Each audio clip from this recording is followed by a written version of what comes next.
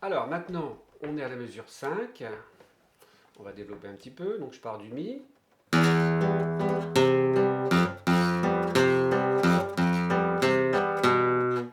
Voilà, et je termine à la mesure 6. Là, la mise en place, c'est un petit peu différente. On est sur Mi-Do et Fa-Do. Donc ça fait ça.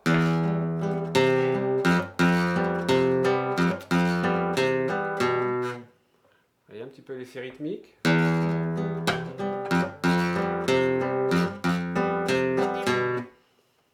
Mesure 7, c'est la même chose.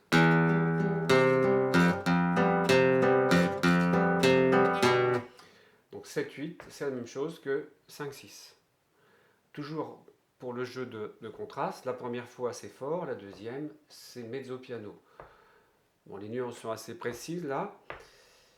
C'est pas forcément évident de réaliser le piano, le mezzo piano. Bon, tout ce qu'on peut déjà se dire, c'est qu'on a une première fois forte et une deuxième fois moins fort.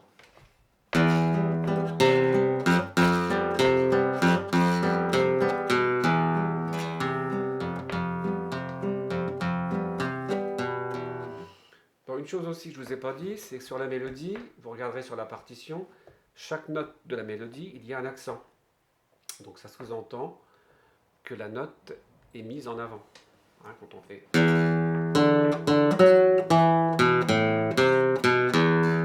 Donc on imagine que ces accents sont là pour renforcer la mise en place de cette mélodie. Alors, on est arrivé donc à la mesure 8. On passe à la mesure 9. Là, on va changer encore un petit peu. On va utiliser un petit barré au milieu de la mesure 9 avec le doigt 1 pour jouer la do dièse. Oui. Donc ça va faire comme ça. Vous voyez, on a changé d'accord. Tout à l'heure, on avait Sol Si.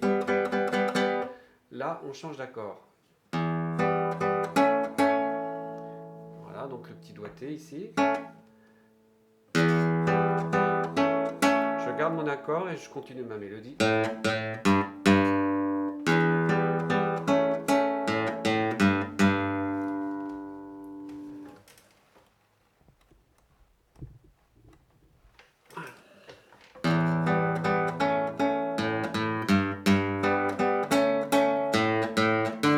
Et j'arrive sur un Ré qui n'est pas joué à vide, mais qui est joué avec le quatrième doigt sur la corde 5 en cinquième case.